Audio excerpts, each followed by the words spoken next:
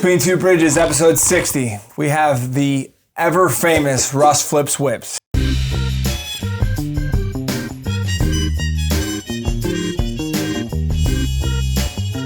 You're listening to Between Two Bridges, a business-to-business podcast.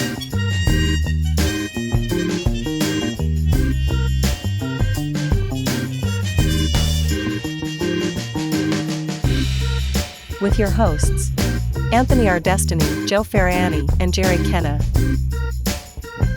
Interviewing entrepreneurs, business operators, and investors. This episode of Between Two Bridges is brought to you by Duro Cleaners, luxury laundry care, conveniently delivered to your door. Visit durocleaners.com, because life's better without laundry.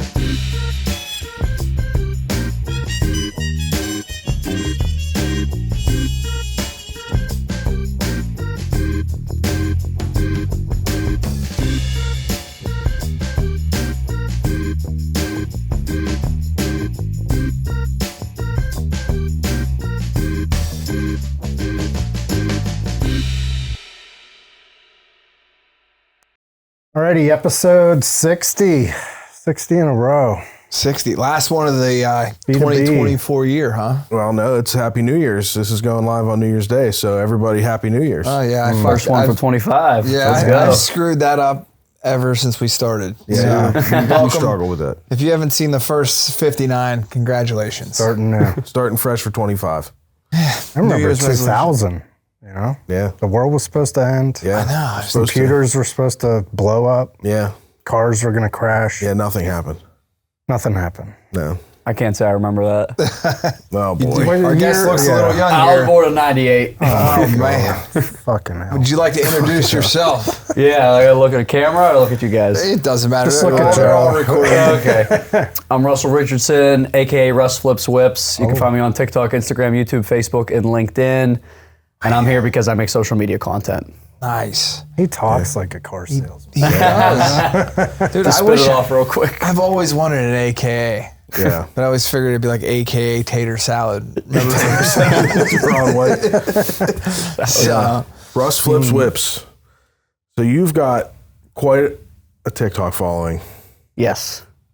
I think I have 584,000 as we speak. dude, I've been giving you credit. I'm like, we got this guy on, he's got 3 million. The number just keeps going up. Not yet. Maybe by the time this goes live, I'll have 600,000 on TikTok. Nice. I think I have 400,000 on Instagram, 130 on Facebook, like 90,000 on YouTube. So going up to this filming, like I was just with some guys and I've had conversations and they're like, oh, who you got coming up? And I'm like, well, we're interviewing this person and then we got Russ Flips Whips coming in. They're like, the guy on TikTok? And I'm like, yeah. Even my cousin who's not a car person, like she's like, you know, she's on TikTok and I'm like, Russ Flips Whips. And she's like, I pulled it up and I showed, she's like, oh, I see that guy all the time. So everybody knows you, man. I've tried really hard. I think this has been like a ticket to the virality, is to make content everyone can enjoy. Now, I'll make a video here and there. They're like, okay, this is for the car guys. This is for the car salesman. Like, I try to ask myself every time I make a video, like, could someone who's never bought a car, like, enjoy this to, like, some extent? And I feel like that's helped, like, the relatability helped a lot of the stuff I do go viral, even though it is based on cars and car sales. Yeah. Yeah, that's neat too, because like when you buy your first car, now we're all in our 40s, so we've been down that road a couple of times. He's 25. No, I'm saying we. I said we as a collective. Yeah. But when you go to buy your first car, it can be an undaunting process. Yeah. You know? So if you lend a little bit of light, you probably drive sales directly to you through that. People are like, hey man, I want to deal with you. It probably also that takes their guard down. You know what I mean? That's I love buying new cars. Like my wife, she's like, oh, I'm sick that I have to even think about buying a new car. I'm like, I am pumped. I love it. But you know, it's an intimidating process for the vast majority of people. So when they can watch you on TikTok, you know, fooling around and being funny and being lighthearted it probably gets people to come in with their guard down, like, this dude's not going to rip me off because he's a Yeah, good because dude. if I could be satirical about the pain points of buying a car, clearly, in my mind, I get it. Yeah. You know, and at first it was funny because like the owners of my dealership are like, why? Like they're 70, like they don't get it. they do now. The owner of my dealership is actually on TikTok now. Like he makes TikToks at 68 years old.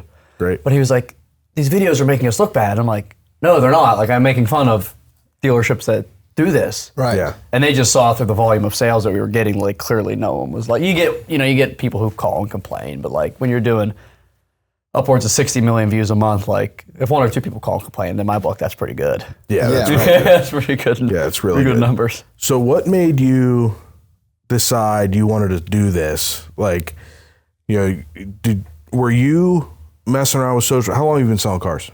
I've been selling cars since I was in high school. So I'm 26 now. I started selling cars my senior year of high school at 18 years So old. what came first, the chicken or the egg? Was it the TikTok interest or was it selling cars? Selling cars. I actually, Okay. when I first started selling cars, I was selling in high school and got out of high school. And that summer, I actually deleted social media because I was like, I got to focus on selling cars. I don't have time for social media. You know what I mean? I don't even know if TikTok existed. It might have been a different app. I think they transitioned. Yeah, I forget what it was Called like Musical.ly or something. Yeah, that's right. MySpace. It was called MySpace. Yeah, that's But probably I before actually that one. deleted social media to focus on selling cars, and I didn't even do social media until I was probably 19. So like I did a whole year of car sales without social media. And to your point, why did I start doing it? I just noticed I'm selling Lincolns, and I'm super realistic. I know it's not like the most interesting car in the world. I get that, It's not like I'm not unrealistic. Think like everyone should love it, but I'm like on YouTube. I noticed like not many people are like making like good review videos. I'm like, there's my niche. So I start doing review videos of some of the new Lincolns, and one of them just pops off, the new Lincoln Aviator that came out in 2020, because it was like a car that like actually a lot of people were interested in. Yeah. And I'm like, I've made it, the Holy Grail. I'm gonna just keep going viral. And then I realized like not everyone's that interested as Lincolns I am, and like that wasn't working. And there's only 4 Lincolns to review. It's not like Mercedes or BMW where you can just have 50 cars to pick from. I got Corsair, Nautilus, Aviator, Navigator. So like I ran out of content really quick. And I just like gave up probably for like 6 months to a year. And then COVID happened, and I actually got laid off, and I got addicted to TikTok like that. Like I would just scroll for hours. And I went back to work, and I was like, there's a couple car guys making videos. I was like, I can do this, and I can do it better. And I just started doing it. Did it take a while? You kind of touched on it, but did it take a while to get your owners to buy in? Did you run it past them first, or did you just start doing it and like kind of ask for permission or ask for forgiveness? Yeah, later? so definitely ask for forgiveness. I mean, just like a timeline of like how like the content molded into what it is today. Like I originally just started like, once again, just doing like Lincoln reviews on TikTok. Like that was not working. Then I started doing like car salesman advice. Cause I was like, I'm pretty good at car sales. Like I'll just tell the car salesman how to do it. And that like caught like, 10,000 views, 15, some views. But then I like noticed really quickly, I'm like, why would I make videos on how other car salesmen can get better at their jobs? I'm training my competition. I don't want to be a car sales trainer. I'm just doing this for views, I feel like. And I'm not selling any cars from this. So then I started doing car buying advice. And that started to do pretty good. Nothing crazy. In a couple videos, 50,000 views, 60,000 views. I'm getting the hang of it. Then one day, my brother was like, you should make like a funny skit. Like, and he showed me like another car salesman doing it. And I was like, yeah, that's cringe. I don't want to do that. Like, that's awkward. Like, I don't want to act. Thanks for clarifying that. Yeah. Yeah, that's what cringe means because we're 40. Sus. It was sus, yeah. So we make one, and I'll never forget because it was the customer who knows more than the car salesman, and I act like an annoying customer, and I was like, look, I know more about the car than you. Just go get the keys. I don't need you to tell me about all the bells and whistles. Just go get your best price, okay? And I didn't want to post a lot. Do you get that a lot? I personally don't because the customer never knows more than me. So you get like the Karen or the guy that I know my brother or sister's brother works. Yeah, I mean that that customer like is a real customer. It's not like a fictional character. That's in like, every industry. Yeah, those people definitely exist, and we do get them. I'm pretty good at breaking them down, but I see my other coworkers struggle with them because if they do know more than you, it's like really awkward. Like, what are you here for? Right. If I already know more than you. Yeah. But we make that video, and I don't even want to post it. I'm like, dude, this is weird. Like, I'm not an actor. I'm just a car sales. So I post it, whatever. It did like 1 million views in like Jeez. an hour on TikTok. So then I was like, oh, this is like the recipe. Like, I'm just going to keep doing skits. And then That was in like March of 2022, and I've just kind of like modeled all my content off that. Like I'm always thinking of ideas, like something crazy happens in service with a service customer, you know.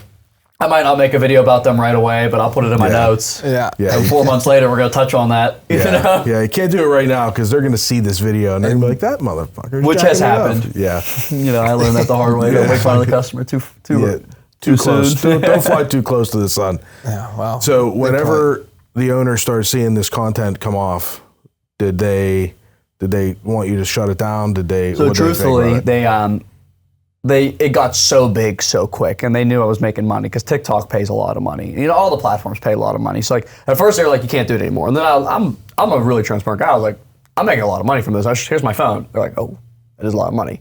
They're like, all right, well, they really like me. I'm still selling a lot of cars. It's not like I'm doing this and selling like 3 cars a month. I've been the top salesman every month for like 4 years. Yeah. So like, even before. Yeah, even before. Like, you know, so it's like not like, and I'm generating customers. Now, if you watch some of my content, some of it is a little edgy or, you know, whatever. I don't think I'd cross any lines that far. But they're like, all right, you can do it, but don't wear the Beyondy stuff, and like, don't let people know where you're filming. And it got really awkward, and it was like, that went on for like 3 months. And then like, just to prove a point, I had like never like really made a direct ad. Like I've always tried to give about like entertainment, education. I've never even mentioned once come buy a car. I mean, like I've been doing this for a year and a half. Not one of my videos was like, hey, I work at Beyondy Lincoln, sell Lincolns, come buy one off me. And I just did. Yeah, come buy a car from me. So I made one just because like they were I don't want to say annoying me, but it was like there was like some pressure on me. Oh, animosity. Yeah, so I make one, and like I got like, I don't know, I'm not even kidding, probably like 800 phone calls in a day, probably like 12,000 emails. Because it was a really good deal. Like I was like advertising like these 3 cars we were just going to sell at invoice. I was like, first come, first serve, and we sold all 3. And then the owner was like, oh, this does work. So now he starts his own TikTok, and I'm helping him make his own TikTok. Yeah. And he loves it. We have a camera guy now. Like comes in twice a week and helps us make TikToks. Oh shit. Really? Yeah, like he's So fully leaned invested. into it. Fully invested. Yeah, one of our previous guests bought a car off of you guys, and I noticed that they were kind of bouncing the video. Sean and Lou. Is it Lou? Yeah, King Louie. He goes by on TikTok. Sorry, King. I apologize, King Louie. But I saw that they were in the video together, creating content. You know, so I mean, if you're not first, you're last, right? When I had said to Mr. Beyondy, I think this is where it clicked, or King Louie. You see, you better bow down too. His TikTok name really should be Mr. Beyondy because everyone and their mother calls him Mr. Beyondy. But he wanted it to be King Louie, and I'm too, you guys might be familiar with it, but he said there's this monkey from the Jungle Book called King Louie. And he's like, he was just a cool guy. Everyone knew that King Louie from the Jungle Book was a cool guy. He said, Mr. Beyondy just doesn't sound cool. And he wants people to think he's cool. So he's going to watch this and be like, I am cool. He is cool. Jerk. But I said to him, he goes, what should my TikTok be about? I go, people just get to know you. You're an incredible man. I've seen you bend over backwards for customers. I've seen you trade people out of cars that had problems. I've seen you, people with bad credit, help them with like down payments, and people in service can't afford. I mean, you've done things that no owner in America would ever do. You just got to let the world know.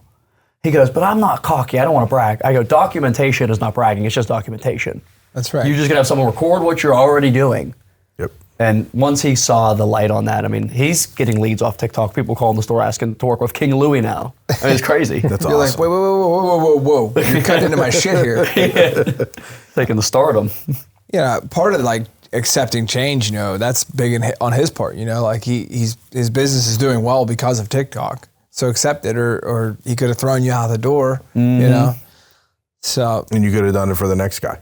Yeah, no, exactly. And the Beyondies have always been good to me. So I mean, I'm glad we were able to really work out the mutual agreement on the social media stuff. And you know, we've kind of hit the ground running here. These last 3 or 4 months is when it's really we've invested and hired the camera guy and really taken the content to the next level. You know, on their end and my end. And you know, now we have some of our other coworkers getting in on the action. It's like really fun. Like we had a camera guy there 2 days ago. We decided like instead of us trying to like make. I mean, my page is always going to be kind of skits, but for like Mr. Beyondy's and the Beyondy page, I said to the camera guy, I said, just come in, walk through the door, hit record, and don't end until you leave.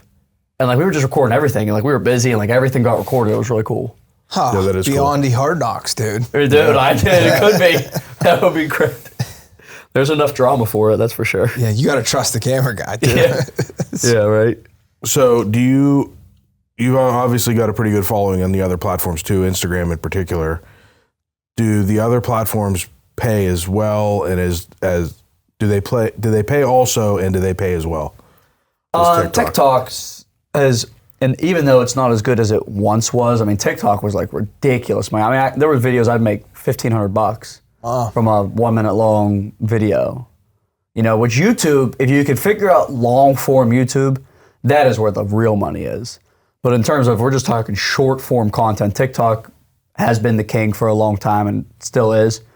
But YouTube and Facebook are pretty close behind it. Instagram is just like not good at all. I don't know why. I don't really look into it. I've never done this for money. I've always just done it for fun and, you know, just the excitement and to keep growing. And I did it for free for a long time. Now I'm getting paid, but I just, once a month, I check my bank account and I'm like, oh, nice. It's pretty wild to think, like, because we've had people on here that they pick one. It seems like a lot of people just pick one. And like guys will say, well, I just do Facebook because that's my like demographic, because the older people are on Facebook, and like TikTok seems like it leans towards a younger generation. Mm-hmm. But I'm like new to all of this pretty much, but like the TikTok reel and the Facebook reel, they don't coexist. They're not the same. They're just two different platforms. Yeah, but they're like the same thing. Yeah. I think you're small-minded if you try to limit yourself to one platform. I mean, the second I got traction on TikTok, I was like, I mean, I can just post these videos everywhere else. What's the harm? It takes really not that hard to just take the video you're posting on, if you're doing Facebook, to post it on everything else. At least for me, a young guy that could do it in really, really quick. Yeah, a lot of times, like when you're posting stuff, I noticed if I'm posting something on my personal page, it'll allow me to just check to post it on my business page. Like, so then it's boom, boom. Yeah, like, you don't exactly. Even do it. It's not even anything else. It's just one box to check. But well, with Meta Business, I post to Instagram and Facebook at the same time, just with Meta Business. So like, if you're posting on Facebook, there's no reason not to post on Instagram. You have nothing to lose, in my mind. Yeah. Do you use any AI in your stuff, or? No. I mean, our videos are like super raw. They're just like, I don't even really like edit them other than like trimming them. Yeah. Like, I don't like add anything to them. We don't wear mics. Like, it's just like, I do everything on my iPhone and just edit it on CapCut, which is just like an editing app. And I literally just like trim the video. Earmuffs, Nate.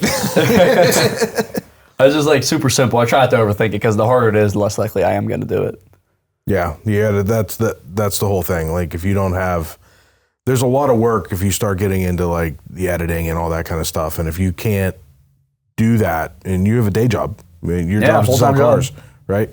So it's not like you're sitting there and you can spend all day working on, I got to work on this TikTok so I can put it out. You got to get it done because you got other shit to do. So it would easily fall off. So yeah, I got to ask though, because we all know, maybe not everybody, but TikTok is looking at a deadline here. Yeah. So what happens if TikTok goes away? Well, you know, I firmly believe that anybody who strictly uses TikTok, maybe not the other platforms, isn't going to just, if TikTok gets banned, just decide to start reading books and going outside. So they're probably just going to migrate to these other apps that I've already built a pretty successful platform, not as successful as TikTok. I'm not worried in the slightest. I mean, if it happens, it happens. Do you think it will happen? I don't think so at all. Yeah, I don't even look into it. I mean, I'm like in my own little world. Like, I don't look at like stuff like that. But I would say probably not. I think it's too big to fail at this point. Yeah, it's too big. That's kind of what I was going with. That too big to fail. Well, so from what I understand, what I've seen lately is that a DC court said that they were going to uphold Congress's legislation to ban it, and as of now, as of January 19th, it's done. It's gone. Ban. The Supreme Court is going to hear the arguments like the 10th. Yeah. But they didn't do an injunction to stop the ban. They're going to decide that on the 10th. Like, okay, do we need time to do this? Do we need time to discuss this? Should we push off the ban? Or are we going to decide it's gone? Or are we going to decide it's okay? So the 10th, I guess we're going to find out what's going to happen. But, you know, I kind of agree with you. And the fact that the Supreme Court doesn't have to hear a case. If they do decide to hear a case, it doesn't usually happen in 2 weeks. So the fact that they're taking on the case and the fact that they're doing it so quickly tells me there's a real good chance that the 19th is not actually going to happen. That it's at least going to get pushed off and then maybe end up not getting banned at all. Mm-hmm. But I think there's enough money at the top of TikTok that they could just spin it off. Well, there's a bunch of companies in the U.S. that are trying to buy the U.S. rights portion of it, but the company ByteDance doesn't want to sell the algorithm. And the algorithm is unmatched on TikTok. It is 100%. Like for example, Mr. Beyond, he's 67 years old. He praises TikTok. He's because he's on it now and he's watching it. He's like, I've learned more from TikTok these last 3 months than these last 10 years of my life. He goes, I learned about this sickness my wife had. Now, is my phone listening to me? Probably. But I'm going on TikTok. Hey, if you have this cough, try this. We did it. It worked. Like he's like, he's learning close. Like we had a meeting the other day and he showed us like 3 TikToks about how car salesmen can close and handle objections better. Like it is like, and I agree with him. Like there is some crazy stuff on there. You know, women and being nude and, you know, some violence, but like there's a lot of really good stuff on there. There is, and the algorithm is so powerful because you can set up a brand new TikTok account and there's so much content on there that a lot of people complain like, oh, it's just a bunch of little girls dancing and teenagers and I'm like, yeah, not on my feed.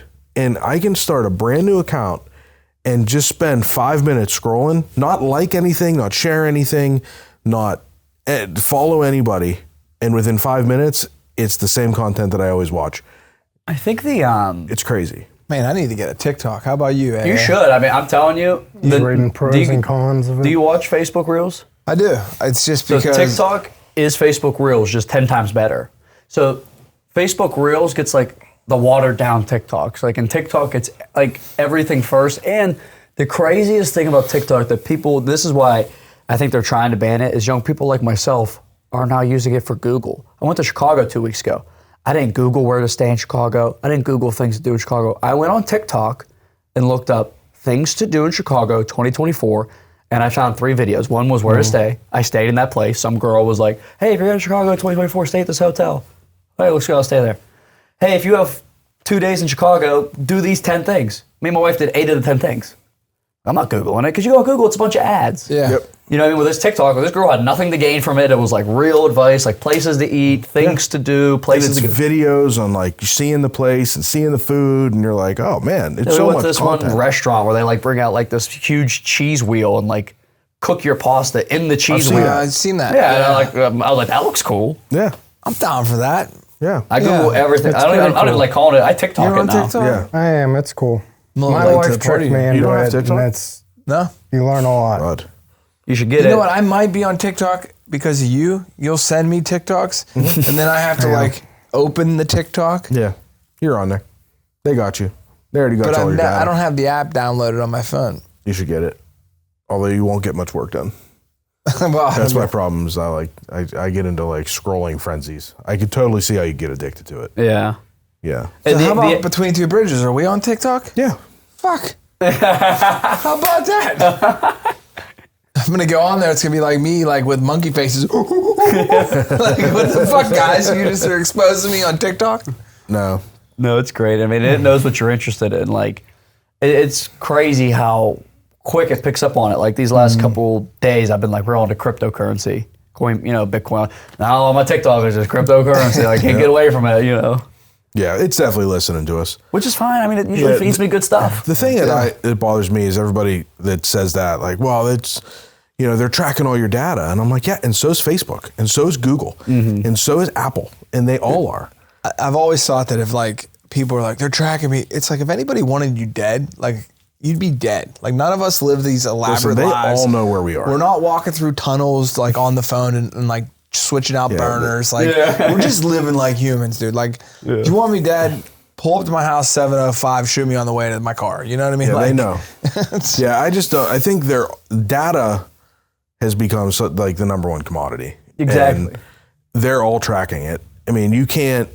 I mean, I was looking at AI software for the podcast the other day, and now that's all that's on my Facebook feed as advertisements. It's like just, try this software, try that software.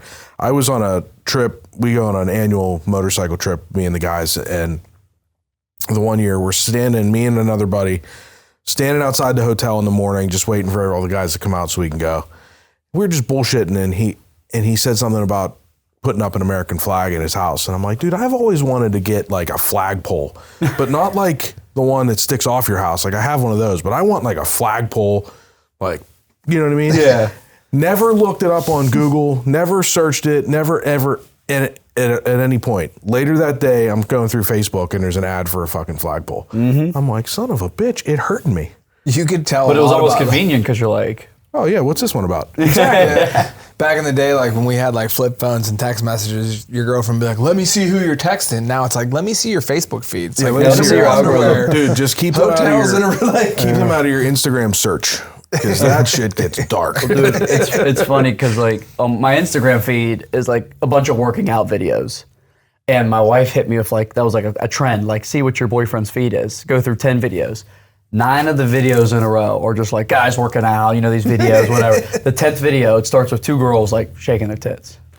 And then like 3 seconds into it, like it changes to like a guy working out and he's like, you're losing focus, like get back to the grind. And I was like, yes, my dude. Thanks for listening to the algorithm, bro. Yeah. I was dying, it was funny. Yeah, I remember that trend. I remember that. Yeah. Yeah, I don't know. Man, I watch like the weirdest shit too. Like I always watch the guy that's like, what? No way. Like, for fuck's sakes. Yeah, fuck's sake. Like those are the things that like changed my life in that realm. It's like Are you guys on X, Twitter? So I have an account on there. I don't spend much time on X.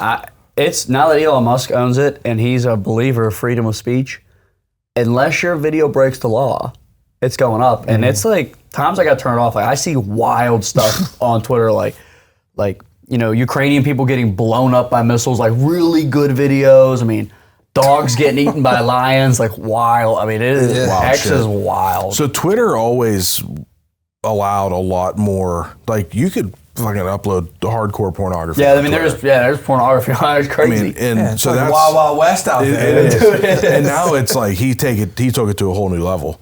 Yeah. Which I'm fine with. I mean, just don't. You know, it's all based on your algorithm. So if you're getting that shit, I get sucked in. Yeah, you get sucked in, and then that's the problem. Is that I've seen videos on like TikTok and stuff. I'm like, I can't watch this because then I'm just going to get so much more of this. So you're like, I can't let the algorithm know that I'm enjoying this. But you can tell a lot about. Like, I wish like that you could get your algorithm printed out and hang it on your wall. I don't want that. That's wild. Not yours, I never but thought about that. Mine's like Elf on the Shelf, How to Get a Stain Out of Pants, and like. You know, like maybe your 2024 algorithm. That would be cool. That would be a cool print. Yeah, I don't think I'd want that. What would be on your 2024 algorithm? I don't know. My stuff's not bad. I want most of my TikTok is like mainly like business and like the inspirational videos. A lot of car content. I keep getting videos of like police stops and like people like being assholes to police. I get those, like the cringe, like the people are like. Yeah, just screaming at the guy that stopped them for doing like. He's like, 50 I see your years. license. They're like, I know the law. Like, yeah, like they don't want to roll their window down and like. Yeah, and I just don't like. I look at those and I'm like, yeah, dude, he probably would have given you a warning, but now you're going to jail. Yeah, like just be nice. I feel like a lot of this must be staged. I feel like I'm good at telling, and like some of them are, but like some of them are just like people are wild. Yeah, I like when they break the window. And yeah, like, just they won't get out of the car. I get a lot of the courtroom ones now too, and it's funny because like those same people go to court and then they start doing shit like that to the judge, and the judge is like, no, you're in contempt, take him to jail. And I'm like, yeah, that guy just didn't put up with anything. Yeah, judges don't have to.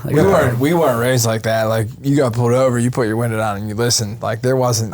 These kids got options now, dude. Just ripped out of the car. Yeah. That we rights. Yeah. Some of my first cars, the door didn't even lock. They didn't have to break. I'd be like, don't break the glass. The door's unlocked. Window doesn't work. I've gotten pulled over when the window doesn't work. I've talked to a cop through the slider in my Ford pickup truck. Yeah. Like he got like aggravated, like because I couldn't communicate with him, and like he was getting it, and I was like, please, I'm not being a jerk. I like opened the back window and was like, 2 things, because he wanted me to shut the vehicle off. I was like, I don't have the keys, because the tumbler was broke. So like I could turn it off, but I couldn't turn it all the way off and like have the lights go out because I wouldn't be able to start it again. Yeah. And So you thought it was stolen. Yeah, it was, yeah, probably. It's registered my name. That was before plate readers and the whole thing. Yeah. And like, hey, but yeah, I mean, you talked about it. Like, these guys now just are doing it to be dicks, and then like these cops have to deal with it from Jump Street. Like, is this what I'm dealing with on this stuff? And I feel like that's a like one of the downsides of social media is, I'm gonna make up there's 100,000 or 100. There's a million cops in the world, and you see a video of 3 of them. Now all bad cops are bad, Right. but most cops are outstanding. I mean, citizens. and you're in an industry like that. Oh, 30 car salesmen, you know, Yeah. like, Yeah. but Exactly, yeah. 100%. yeah, like if someone came in and just was like, I'm going to film this whole transaction because I know you're going to try to screw me. Yeah. Have you ever had that happen? I've never had someone try to film me. You'd be like, tag me in it on TikTok. Ross Flip Swift, baby. The craziest thing that happened is I had this dude call me, and just like out of the blue, was like, I want to come look at this car. I didn't even know he called me directly. I thought he just called because my phone rings directly and like everyone gets the phone. So I pick it up, makes an appointment, comes down, and like we go on like first off like the longest test drive I've ever been on. It was like an hour. Like we're like going up and down the parkway, like 376. Just like he wants to make sure he likes it. For an hour? Dude, it was wild. He sold drugs. Wait, can you just take a test drive as long as you want? I mean, like, I guess it is like up to me to say Let's like. just start I busting gotta run some messages. errands, so just sit tight. Yeah, like what's the deal here? I normally direct people. I Okay. make it right up here, but this guy was like, "Can we take it on the parkway?" I want to, and then like, and he's like, "I just want to get a good feel for it, man. I spend a lot of time on the road. I want to make sure it's good on my back." And like, he was nice, and like, his trade-in was legit. So like, the whole deal felt legit. He did end up buying a car, so like it was, but like, I just never had someone take that long. Yeah. But I get it. You're about to drop 70 grand. I mean, you want to drive for an hour? Let's drive for an hour.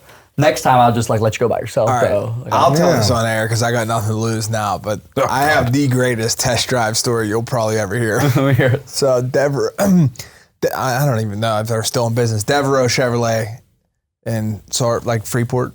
Yeah. So the Colorado pickup trucks come out, and the dude was super nice. And I don't know if I gave him hand money down on the deal or what, but I needed a vehicle to get to hunting camp. So I was like, hey, dude, I have this garage at camp. I need to make sure it's going to fit in there with the other truck. And like I gave him some money down, and like I was like, I'm just going to take it to camp for the weekend. And it was like a loaner, like a demo vehicle. So I take it to camp. Meanwhile, the only reason I needed the vehicle was to get to camp because I had a 2-wheel drive vehicle. So I take this Colorado to camp for like 3 days, shoot a deer, take it to the butcher, go to the car wash, hose the truck out, and take it back. I'm like, it didn't fit. That was wild. Yeah. Phil Devereaux, good dude. All right. But Yeah, he's out of business now, I think. So probably I because think they sell used cars now. Oh, do they? That's like a TikTok skit. I should do that. Dude, Yeah, it's a good one. I will shoot it. You have to give us a commission. Right. So, are you? And if you don't want to answer this, we don't have to answer this. Are you making more money on social media or at your day job? I'm making significantly more off social media, Wow. but that's just not from the platforms. We do like brand deals. Okay. Yeah. So like I actually own a company that like sponsors, part owner, I shouldn't say I'm the owner. I'm co-owner of a company that manages influencers. And we're like getting brand deals from like lots of big companies, and just like, a company will pay us $15,000 for one post, Oh, wow. and then I'm also doing social media training across the country. So I'll actually go to another dealership and like teach them how to do social media, because like no one is teaching that. Like there's a million guys in the world that teach people how to sell cars, but no one will teach them how to market. And I have found that you don't even need to be a good car salesman if you're a good marketer. Like these people who come in from TikTok, like I'm not like hard closing, twisting their arm. They're like, hey, saw you on TikTok. I like you already. And I give people fair deals. So I'm not even trying to rip people off. So like they know me, they like me, they trust me, they come in, everything they saw online was legit. I'm a fair guy. Sit down, let's do numbers. They buy. Yeah, the car market's changed so much. Like I've always said that the days of buying grandma's car for $500 is over, right? Because people will immediately, if they have grandma's car, they're going to Google or Kelly Blue Book the car. So Yeah. there's an informed buyer there. So if you want to do business with people you like, so that's your benefit. You're putting yourself out in front of more people. So you have an opportunity. Maybe 80% of them don't like you, but there's 3,000 people and 20% do like you. Yeah. So you're like flipping the script. And when you say about teaching other guys how to do it, That's the move. Like, it's going to be the future of your business. Yeah. People are going to be like, man, I'm going to go haggle 5 Ford dealerships. They don't have time to go to 5 Ford dealerships. Like, there's not 5 Ford dealerships to go to anymore, like within a reasonable distance. Yeah, it's interesting, and I see it's part of my algorithm is these car channels. So I see a lot of the big guys, you know, and just watching the day to day is intriguing. And It is. you know, like that George Saliba, yeah, we work with him. yeah. Watching his videos and watching him do these negotiations, and some of them may be staged. I don't know. They're not. But They're all it's real. so fun to watch, and it's fun to watch. I'm even like, I don't know if you've ever seen. Negotiate. There's a Amalfi Jets. Do you see that Yeah, guy? I see that. That's fake, but I watched that. Yeah, but it's still entertaining. I as watch hell. them too, but those are fake videos. Yeah, they got to be. It's always the same girl on the phone, but they're still entertaining. Yeah. And that's, I mean, I'm not even close to that tax bracket to be able to even consider private jet. You know what I mean? But it's still fun to You guys watch. probably haven't seen the Amalfi Jets because you're not. No, it's not my algorithm either, bro. Yeah. It's like entertaining though.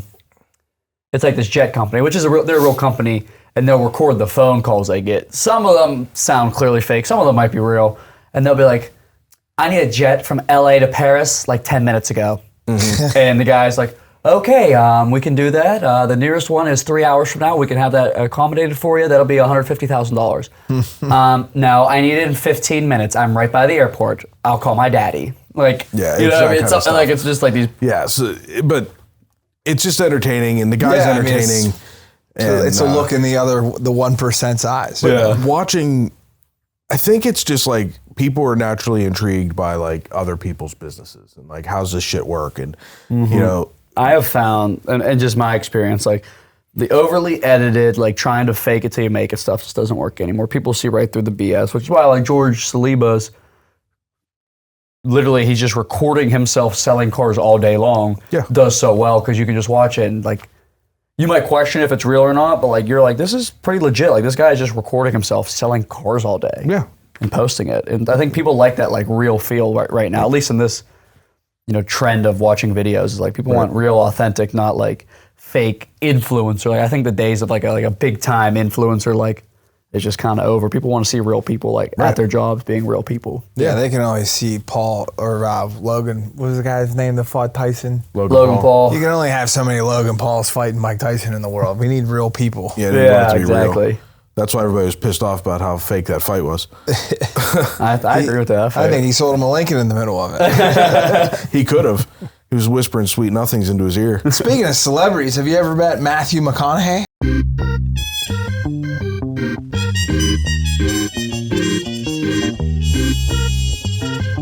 And now a brief word from our sponsor. Streamline your life with Duro Cleaner's complete pickup and delivery service. From your doorstep to their state-of-the-art cleaning facility and back, all without you lifting a finger. You get time back in your day and fresh, ready-to-go clothes. And just wait, big things are coming soon to make your experience even better. Visit DuroCleaners.com because life's better without laundry. Speaking of celebrities, have you ever met Matthew McConaughey? The roll No, his I booger have in a not. Lincoln. I have not. I have Matt, where you at, buddy? Yeah. I bought his book and was actually selected for like a Zoom call with like 30 other people like with him. Or I forget exactly how I got selected for this. And I like missed it. I fell asleep. I was like so upset with myself. Like Oh, this is man. probably like 3 years ago. When Such a fucking millennial, dude. what was it? Green Lights? Was it, I don't know if you guys ever, he had a book forget. called Green Lights, but like if like you bought it, you could submit to be like in a personal Zoom call asking a question about the book, which I didn't even end up reading the book. So He it probably answered- wasn't good. I wasn't in the Zoom call. Every answer was all right, all right, all right. Right. It was pre-recorded. Yeah. He just had to repeat He's probably that. the best spokesperson for a brand ever, a car brand ever. I mean, I can't think of anybody who's represented a brand as notably as he is. Like, I can't even think of somebody. Yeah. Yeah, Yeah, those commercials were good. It was funny, though, because I remember everybody talking about how he's rolling a booger. Well, that 'Cause he was the was- SNL skit with Jim Carrey. Yeah. And he was actually rolling a booger in the SNL skit. Yeah. But he was driving that Lincoln just playing with his fingers. I always thought they were a little cringe. awkward videos. What, the We're hip now, commercials? bro. We got you. We're on the same level right now. We're good. I just like, I don't know. To me, a car commercial, you should just tell me why the car's great. Like, I don't need you to like, it need to be like this. Like, you barely even see the cars in his videos half the time. Yeah, it's just him. But I guess I found out like from our Lincoln reps, the agreement was like with McConaughey, like I'll do it, but I'm an actor. So I'm not going to do these typical car commercials. They're going to be mini movies. Yeah. And like that was like the thing behind like all of his Lincoln ads. Like they had to feel like a little bit of a mini movie. Like not like, hey, got the new Navigator behind me. It has heated seats and a panoramic. Like he wasn't going to do that. Yeah. You know? Lincoln's like a legacy brand, right? So like I had my Graham's boyfriend, he was like 96, man. He drove Lincolns all the time, like all the time. And he somehow got into a Ford Focus when he was older because they wanted to put him in a smaller car. And then his son got him that car, and then he drove it back to the Lincoln dealer and got a town car. Like, so people that are like Lincoln people are like, Lincoln people. Yeah. Do you watch The Lincoln Lawyer? I did. The movie or the television show? The show. No, I watched the movie. I watched the movie too. That's Matthew McConaughey too. Yeah. But the show, have you watched it? I've watched like the first 2 episodes. I couldn't get into it. No. Everyone asked me because it's Lincoln, like, and I just didn't. It's really good. I liked it. We watched all of it, but that's the whole thing. Like it's a status. Like once you get, there's people that's what they want. They want a Lincoln. Mm-hmm. And Lincoln's done a good job of like getting rid of the stigma of an old person car. Yeah. I mean, they've gone to extreme lengths. Like our newest car, the Lincoln Nautilus, if you don't have a smartphone, we've been instructed to tell you not to buy the car. Because you can't even activate the GPS and like some other features without downloading an app and connecting it to the car. So like that was like day one training. Like you need you can drive it. You don't need a smartphone to drive it. But to use the features. But to use the features, like, and to get the full car, like to unlock the car, you have to download an app. And I've had 1 or 2 clients that like, or even that old, like, we get people that are in their 60s that just have a flip phone that can use the technology. So like, That's the definition of ignorance. Sorry to you 60-year-old people that don't fucking use a phone. No, I agree. I mean, my grandma's 80 and she's on Facebook. I mean, I deal with it a lot. So I own a dry cleaners and we have online payment and like credit cards could be on file or you can go online and pay. And they're like, well, we want to mail a check. And I'm like, okay, that's fine. But like, to me now, stamps are 73 cents. So you're sending me a check for $10, paying 73 cents for a check. You're paying 7%. It's like you're getting double. I don't know if you charge tax too, but you're just getting double tax. I'm going to start charging a fee to deposit checks too. You should. It's like, what the fuck? So you've been in the car business. You said you're 26 since you were 18. Now I've been working at my dealership since I was 15. Started washing cars there. So I've been there for about 10 years now. Okay. How's the business changed overall, the car business? I mean, when I first started, I kind of was like catching the tailwind. And it was really good training experience, actually, of like the old school, slimy, greasy negotiations, which was good to learn. You know what I mean? Like, 'cause you still get a guy that wants to act like that and then know how to handle that. A lot of it has moved to like online-based pricing, like the price. Yeah. So I think that's like one of the bigger changes. And like when I first started, like I was actually a part of our dealership, like doing payments over the phone, because like I was so shell shocked. Like, I might have worked there for 2 or 3 months and like not really had someone like want to get payments over the phone. I'm just doing everything in person. Then they started letting me answer internet leads. I remember going to my manager. I'm like, hey, this guy wants to know what lease payments are over the phone. Like, he's like, he has to come in for that. I'm like, why? He's like, that's how we do it here. And I'm just like, why? Like, I wouldn't do that. Like, I would just want to know what they are before I came in. Yeah. He's like, well, we don't do it like that here. And then like I found out that was like normal. Like a lot of places would not give you payments unless you came in. They want you to fall in love with the ride. Yeah, and then like we had talked about it for a couple months, and I just had I was just like a big advocate, like, guys, like people, like, yeah, that's gonna work for a couple people. Like, yeah, you gotta come in if you want the payments. But like, they're just gonna call another dealership, and eventually another dealership's gonna be like, the payment's $585 with $2,000 down. When can you come in? And then they might just go, okay, that works. Yeah. Like, so like I think that's changed, because like if somebody calls me right now, like I almost want to give them the payments before they come in. Like, I don't want to waste my time. Yeah, right. Like, hey, this is a $70,000 car, sir. This is not going to be a $300 lease payment. This is $1,199 with $2,000 down. Does that work for you? Oh, it does. Great. Come on in. No, you want to be $800 a month? Wrong car. Or you need to put more money down. Like, right. So I think like the transparency on the pricing, and like We just signed up with a tool last week where people, if like you click start your purchase on my website, like you find a car you like, you click start your purchase, you can actually just buy the car right there and then. You know, we got to do a couple things on our end, but like on the consumer's end, like you can just buy the car. Credit, pick up a time to come get it, or we'll ship it to you, like kind of like Carvana. And I think a lot of dealerships are seeing what Carvana is doing and how successful they're doing it. It's like, you need to emulate that, because there are people that, one, maybe just have social anxiety, which I don't know how big of a believer I am in that, but there are people who just like would rather like, well, I could just buy it online, I'm just gonna do that. Like, I don't want to go in. Like, you need to offer it for people like that. And dealerships have that stigma to the people that do get overwhelmed and anxious about the whole car buying process because mainly because of those slimy salesmen that are out there, and it can be a nerve-wracking process for people. So they're gonna hide behind their computer and do it. If they could do it that way, and it's like, oh, the price is the price, and I can just buy it right here and then just go pick it up. I could see that becoming a more popular trend. Like, I'm definitely like a feel, touch, smell guy myself. Like, I don't even have an Amazon account. Like, I've actually personally never bought something off Amazon. What? Holy shit. I swear to God in my life. That's No, I'll fucking screenshot stuff and send it to my wife.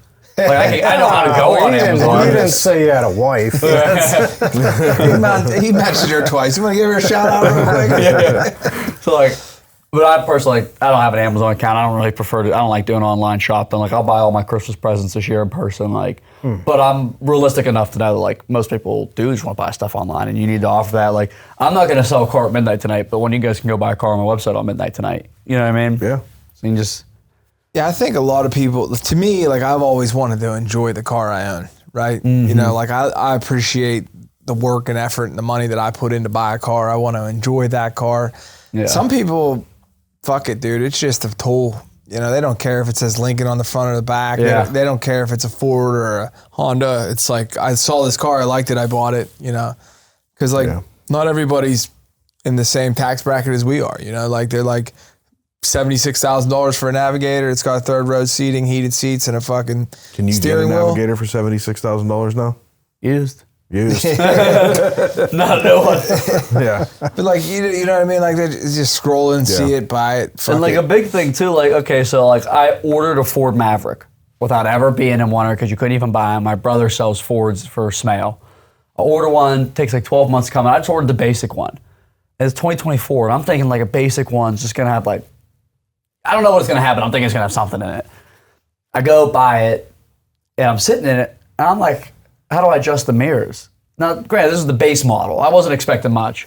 I'm trying to adjust the mirrors. You gotta like lean over. I'm like, this is 2024, this is crazy. Then I'm like, the seats manual, like not a big deal, nothing I cared about, but like things I would have noticed if I went and sat in one. Yeah. And then the car just rides like crap. I'm not gonna lie, it does not ride nice at all. Is that the pickup truck? Yeah, no, it's a hybrid. It gets 40 miles per gallon. It was $23,000 brand new. Yeah. You know, it has a touchscreen, Apple CarPlay. Really, all I need. Did it have a cigarette lighter in it? Nah, no cigarette lighter. Like, charge your phone with the cigarette lighter? No cigarette I just feel like, I mean, now that we're on the topic of just rough riding trucks, that's a market that's not tapped at all. Like, you can't just go get a roll down window. And that's what they tried to do with the Ford Maverick, you know, which it is like not. I mean, I have an F-150 and a Maverick, so I have both. And I will say the Maverick, for me, gets the job done like 90% of the time. Right. Now, there's times I got to tow my side-by-side, so I need the F-150. But, like, I guess the Maverick was like, you don't want anything and you want to pay under $25,000, like, you can buy this. Yeah, it's tough to find a car for less than $25,000 nowadays. So that they kind of hit a mark. I mean, there's a reason. I waited like over a year for mine because they're so popular. Like, my Maverick, as crappy as it is, has no features. I got steelies on my Maverick. I got steel wheels. Yeah. I bought it for 23. Carvana would give me 26 for it right now, with 18,000 miles on it. So like, they're pretty popular. Yeah. Side story of the show, Brandon Ohm has a Maverick, and he, like, when he had a Ford Ranger that was like not running, he traded it in and like could almost pay cash for the Maverick because like, Because of the value of yeah, those it was Rangers. like insane. Yeah, those old Rangers went for good money. Are they still making the Maverick? Yeah, no, it's probably one of the most popular. It's probably Ford's best-selling truck right now. I would imagine. Really? Most popular, like quickest selling. They don't sell the most of them. Yeah. F-150 always, but like you got a dealer lots. Like it's hard to get a Maverick. It's probably one of the last few cars that's a normal car that like dealers are like still selling over sticker still. Yeah. Like Really? Because the entry point's right, you know, and that's what I always felt is like a 8-foot bed, 2-door pickup truck. Yeah. Like mechanical, like push mirrors, like AM, FM radio, like a 1-ton pickup truck. Like they should just build those. Bench seat. Like guys would buy those. Like landscapers would buy them. But like these construction workers, they got to go out and buy a $72,000 1-ton pickup truck. Yeah. Because they put an LCD screen in them and like 4 doors. What's crazy about that Maverick, so I asked my brother and he showed me, you know, if I were to have paid just MSRP for it, full asking price, didn't, you know, I only got employee pricing because Ford Lincoln. Yeah, right. So I got employee pricing, so I got like $2,000 off. Well, how much do you think that a Ford Maverick base model is marked up? Like how much would the dealer make if they sell for MSRP? Well, 10 much profit? Yeah. 20%? No, a couple $1,000. $100. Yeah. Really? That is how much it was marked up. Because they're selling it so cheap. Like the Ford's selling it so cheap, there's no room. And when I saw that, I was like, this is why dealers are marking it up. You have an extremely popular truck that everyone wants, and you're gonna make $100 to sell it? Like I would mark it up. That's just supply and demand. Does that include the payout for the salesman to sell it? So no, like I don't remember the numbers off the top of my head. So the MSRP of my Maverick was $24,385. The invoice was $24,285. Okay. So now the dealership has a thing called holdback, which is like a small percent of MSRP. So let's just say that's a couple $100 that the dealership gets, and they might get a little bit of money for advertising, but like. And then they can get a finance, get a kickback from finance. Yeah, but like if someone rolls in, pays cash, they make $100, and then you got to pay your salesman. Right. You know, some salesmen get like a minimum per deal. You know, like most salesmen get at least $100. Like even if they lost $1,000, you get $100 for selling the car. Right. I'm like, this is why they're charging over sticker, because everyone wants one and you're making $100. So my question now, like I've heard this a couple times from a couple different people. The money in a car lot, like Beyondi's money doesn't come from the front end. It comes from the service bays in the back. Is there any truth to that? Are you willing to talk about that? Yeah, I mean, that's just 100% true. There's this thing called absorption rate, which is like how much of your monthly bills for the entire dealership can the service department absorb. So like an extremely well-run dealership, the service department operates at 100% absorption. That means the lights are paid, the bills are paid, every employee is paid, the vending machine fee, everything is paid from service. Right. And if the dealership, every car sale out front is the pure profit. But it's only profit because the service department paid all the bills. Right. You know, so like the front end, the sales department's like the fun money, and you know the back end, the fixed operations, which is the service department, is where.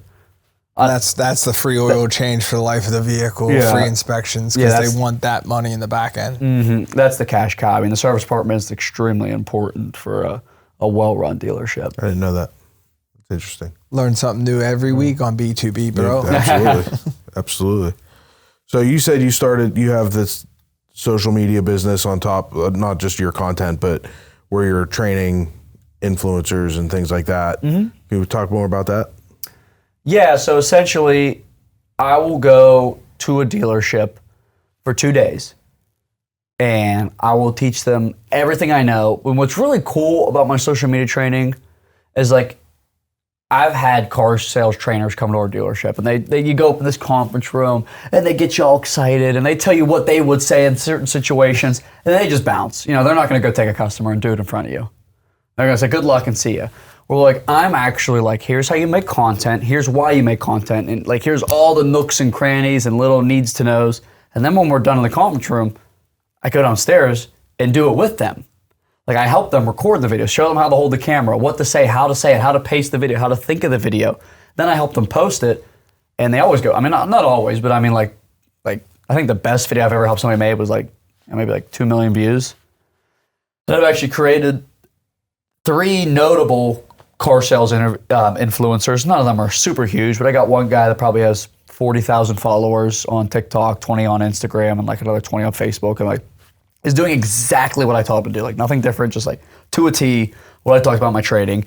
There's 2 other guys that have a few thousand followers, and a couple other guys that are doing really well with it as well. You know, and it's How do you get somebody over that hump of like recording themselves? Like you either have it or you don't, or do you have some like fountain of youth to give them to be like, here, record this. I've been surprised, you know, the one dude that I taught at this dealership in Indiana, like I did not think he had it at all. And I made a video with him, and it was like, okay, but he just stuck with it. And like, he has it. Like, he's really good at it. I can't force anyone to go on camera, and I think in my training, I also just talk about like, look, you don't have to be Russ Phillips. You don't got to be this like super funny, satirical guy, but like, what if every person you ever sold a car to followed you on Facebook? And you just posted a couple pictures here and there. You got out of your comfort zone and made a video, talked about some sales events you had going on. And over 5 years, you now have 1,500 people following you. Not a huge following, but they're 1,500 people who have bought cars off of you. Yeah, they're loyal people. Loyal people. And so let's say you have this crazy sales event the world wouldn't believe. Are you going to sit there and call all 1,500 of your customers you sold cars to and tell them about it? Or are you just going to make a quick Facebook video and tell them about it? And it's like, I think that's like the real value of social media is actually, I have found my repeats and referrals have gone through the roof because I'm totally truthful. I don't really call people that I've sold cars to like after the fact. Like, I'm just not good at it. You know, like if there's a problem, a concern, a question, I get back to people like this. But like, I'm not calling you 3 days later like, hey, you still love it? And then like, you got your referrals? I'm not calling you 2 weeks later like, hey, how are you? Got your referrals? Yeah, but the worst one I get is 3 years later like, hey, you want to trade it in yet? Yeah. Like, you told me this is the best vehicle I was ever going to buy. Why do I want to get rid of it? Yeah, exactly. So I don't do any of that. And I'm not saying there's not value to it. I just don't. But I mean, my repeats and referrals are off the charts because of my social media, because I'm in front of people all day, every day. It'd be pretty annoying if I called you every single day, right? Sure. Or mail me a letter once a month. Yeah. Because I get those too. But what if you actually enjoyed the content I put out every day? Like, genuinely enjoyed it. Yeah. So that's Russ in front of his customers every single day. Impossible to forget about me. You might watch my video, laugh, you're in the car, you watch it, you get out the car, you walk in, somebody says they're looking for a car. Oh, dude, you gotta see my boy Russ. Yeah, right. You know what I mean? I get so many referrals. And I get referrals from people I've never met. Yeah. Like, don't even know. Like, people have come and like, I'm here to see Russ. My friend John sent me to see Russ. Oh, who's John? Oh, you don't know him. He follows you on TikTok. I was like, which is really cool because I don't feel the need to send John any money for sending them to me because he never bought a car from me. So you build an algorithm within your algorithm, pretty much. Yeah. That's crazy. Yeah, that's great. That's crazy. Did I see in a video that you have real estate too? Yeah, so right now I have 5 houses. So I have the house I live in. I bought my grandma a house with the TikTok money, which was cool. Oh, that's sweet. That's awesome. And 3 rental properties. Nice. What made you get into that? I just always felt like real estate was a good investment. I bought my first house at 19. And I just like saw it like quickly go up in value. And I just felt like it was like almost like a no-brainer. Like, oh, I could buy a house. Someone could pay me more than the mortgages. And as long as it's like the math works, I can make money, and then 30 years from now, the house will be paid off. The rent's going to be triple what it is today, and I'll own it free and clear and do whatever I want with it. It just just made sense to do it. Yeah, I think I like that. I saw that video. I think it was a while ago, and I was like, "That's smart," because all these things they're trends, right? TikTok's hot right now. Yeah, it could go away tomorrow. Money. And I know that like YouTube a while ago, you could make a shit ton of money on YouTube. And then they kind of changed some things. And now the people that were making a shit ton of money, they have to change what they're doing because it's not generating the revenue that it used to. And so like TikTok could get banned. And there are people that they only use TikTok. Their entire platform's on TikTok. Yeah. So now they're scrambling to try to build an Instagram following so they can switch over to Reels. But if you take that profit and you're smart with it, you invest it in real estate. Real estate is not a fad. It's not a trend. We all need a place to live. We're always going to need a place to live. And I think that was, I thought that was it was wise. Yeah, they say buy dirt, dude. Not even, like, even if the house isn't worth it, like, dirt's harder and harder to buy. Yeah. You know? Yeah, there's only so much of it out there, and people are always going to need a place to live. So, I grew up pretty poor. Our house was foreclosed on.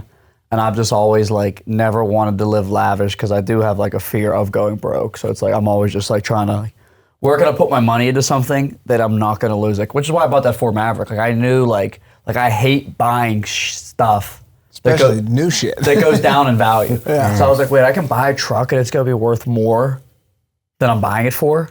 And it still is like that. That's that gets me going. That and honestly, me. Dude, if you buy a truck that's functional that you can use for the rental game or use even just your daily ride for $24,000, yeah, the value there, like that truck will make you money. Like just getting you to and from work. Yeah. To buy a new vehicle for $24,000 right now, it's a no-brainer. Yeah, I read this thing a while ago. It was talking about how the most important thing you can own in your life is a dependable vehicle, because it's like a trap game for people, and I've experienced it with employees. You can have a really good work ethic, but if you're relying on public transportation or another ride to get to work, or an unreliable. You're one step away from getting fired, because like attendance is everything. And your boss might really like you, but if you got to call in and be like, I broke down, it's all bullshit. A lot of times people are lying, but you could have people out there that are really hard workers that just can't get there. And like, it's part of the game. You got to have a license, you got to have a vehicle, you got to get to work. Yeah, exactly. So like, even if everything else fails, you get your Maverick and go to work. Yeah, I mean, you're in shape. You're a smart guy. You figure it out. Yeah. So you started in the car business super early. Did you always want to do that? Were you into cars, or was it just why'd you end up in cars? What happened was, like, I wasn't like the brightest student, but I was like a C, B, D student, but like could have went to college. I actually did go to college. I went to college for like 3 days. It was cool. Which college? CCAC. Boys? Yeah. Man, we fill this room with fucking St. Bernards, bro.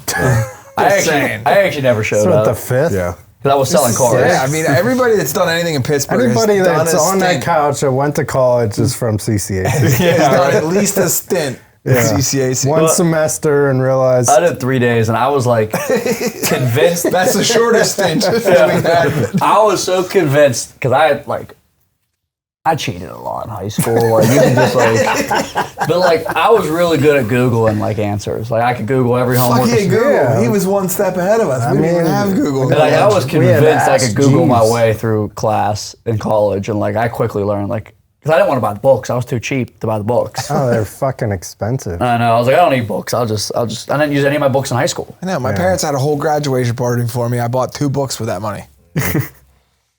Yeah. But in high school, I was like, I want to go to college, get a business degree, whatever.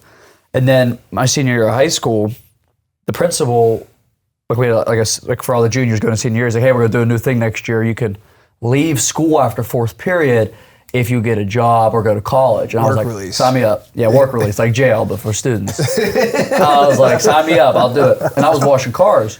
And I said to the general manager of the dealership, I was like, hey, can I pick up a shift washing cars at like 12? I worked like 12 to 7. He's like, you got school? I was like, nah, I said I can leave. He's like, yeah, I'm not gonna let you leave school to like come wash cars. Like, you're not a loser. You know what I mean? Like, you're built for more. And like, like looking back, that like meant I just wanted to wash cars at the time. Like, I was just a stoner in high school. Like, I just wanted to wash cars and chill. But he was like, I'm gonna bring you up front. You're gonna like answer phones and sell Who cars. the fuck was that guy? That's my Uncle Jimmy. Good for him. He's not actually my uncle, but I call him Uncle Jimmy. Well, good for him, Yeah, man. he changed my life for sure. Yeah, absolutely. Shout out, dude. Yeah. No, he mentored me. He plays he doesn't work at my dealership anymore. He actually left about 8 months ago.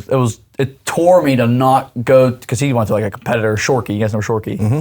He works for Shorkey now, and he really wanted me to go with him, and he was my mentor from pretty much, he got me the job washing cars. You know? So like from age 15 to 25, he was my mentor, and it tore me not to go with him, but I just have so many other things going on, like I didn't want to go to another dealership. Yeah, he probably would have left for Shorkey 10 years before if it wasn't for you. So. Yeah. But he was like, yeah, you're not going to wash cars, you're going to sell them. And I was like, can I even sell cars? And the only thing you have to do to sell cars in PA is be 18. Oh, wow. That's the only requirement. So I met that requirement, and I started selling cars in high school. Man. Yeah, when you said that earlier, I thought, man, like maybe you had like a family connection, but somebody just saw it in you. Yeah, and no, I wish I was related. I'd probably make a little bit more money. I don't know yet. It's, to be determined. Yeah, TBD. That's sick. Yeah, it's really interesting, dude. Uncle Jimmy, dude. I want to know all about Uncle Jimmy. Like, get him to my house, talk to my kids, put some motivation in them. Dude, Uncle Jimmy, he's a beast. Yeah. He worked at Beyond like in the 90s, up in the early 2000s. In the heat of it. Dude, yeah, like Selling. like smoking squares. Smoking I don't think he smoked. Like, they had ashtrays in the offices. Selling cars to gangsters, bro. Dude, straight up. Burning houses down with cigarettes. Yeah. And he Falling went. asleep with them in, and then I don't know if I could do car sales smoking cigarettes. I mean, that was like, They said like back in the day where there was like that back office with the guy manipulating numbers, like there'd just be like 12 people in there just like all chain smoking. But they brought him back. He left, went to Florida. They brought him back as a general manager in like 2012. And his son and I became pretty good friends. That's kind of how I got the job washing cars, and taught me everything I know. Like I still talk to him like at least twice a week. Like what kind of cars is he selling at Shorkey? He works for Ford.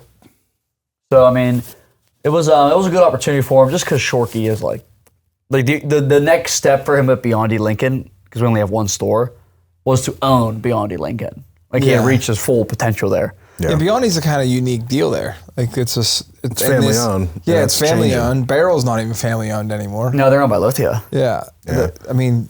Yeah, so that's changed a lot in the car industry because a lot of these huge national brand companies are buying up all those. So if you come buy a car off me, you're gonna meet Mr. Biondi. He's a 5'6" Italian guy who's gonna care more about you trying his homemade biscotti than even if you're buying a car, and I'm not kidding. Right. He's gonna personally hand you a cup of coffee. And the deal is, if you buy a car, you get some of his homemade sauce, but he can't help himself, so he gives it to everybody, even if they don't buy a car.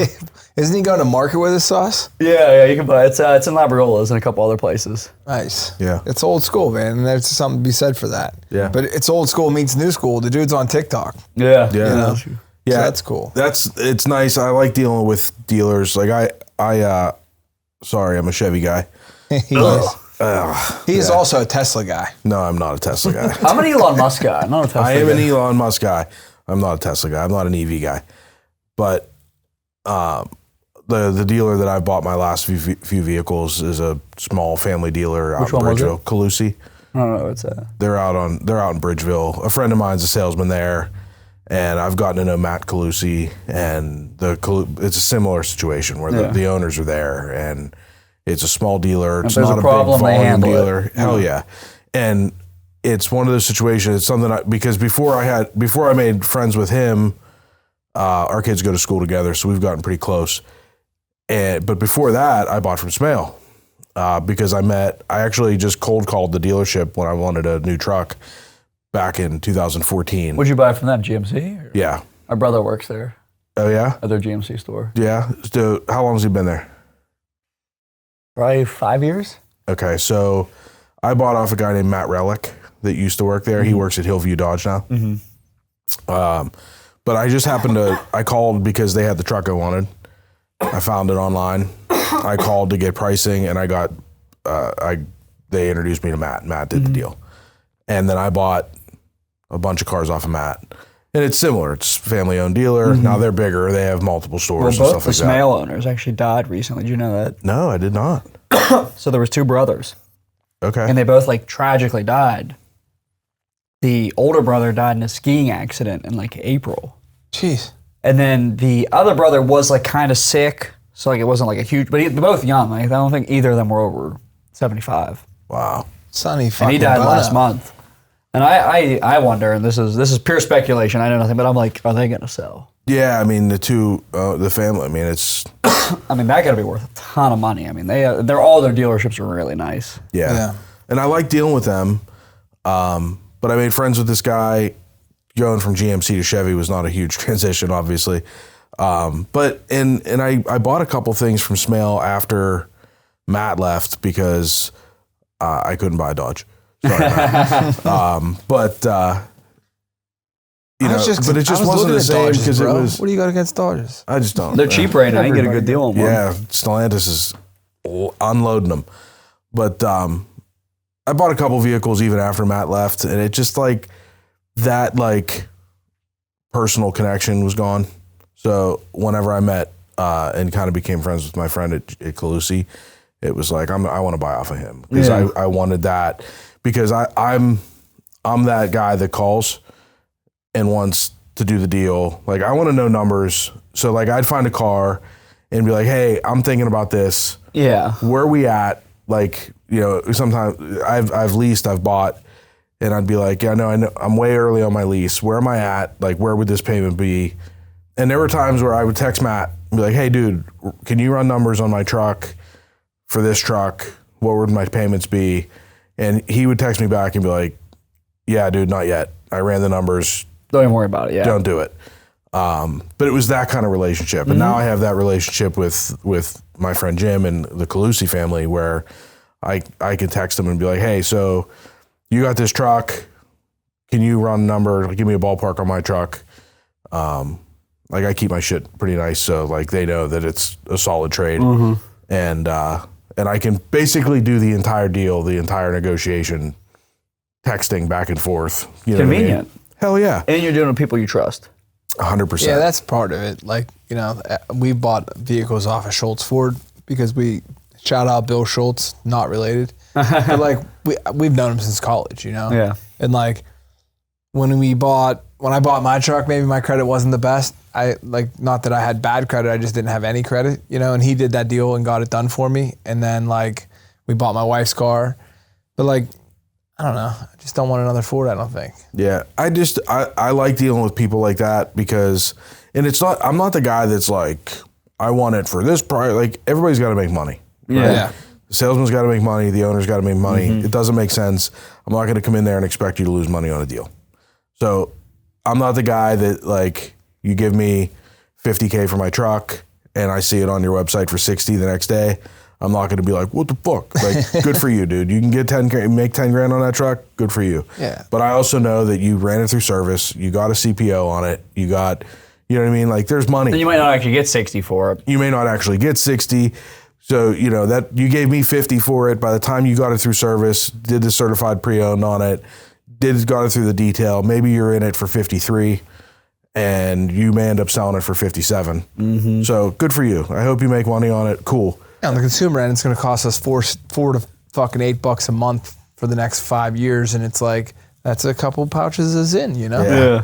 But I don't mind that. But I also I have my budget, and if we can do a deal, cool. If not, no big deal. I'll call you next month, or I'll call you in 6 months, whatever. But I'll tell you one thing I'm dealing with right now. Oh God.